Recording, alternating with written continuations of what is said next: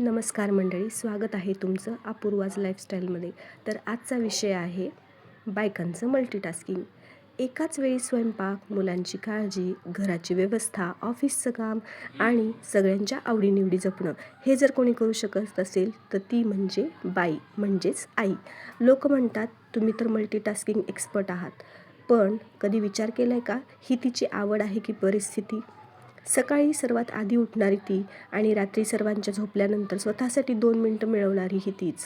एका हाताने पोळी लाटताना दुसऱ्या हाताने मुलांचा डबा भरते, फोनवर ऑफिसचं काम करते आणि मनात उद्याच्या खर्चाचा हिशेबही चालू असतो बरं का. हे सगळं करताना ती अनेकदा स्वतःला मात्र विसरते. मल्टीटास्किंग ही तिची ताकद आहे, पण तिच्यावर टाकलेली ती जबाबदारीसुद्धा आहे बरं का. प्रत्येक बाई सुपरवुमन नसते. तीही थकते, तिलाही रडावंसं वाटतं, तिलाही कुणीतरी विचारावं असं वाटतं की तू ठीक आहेस ना, तू बरी आहेस ना.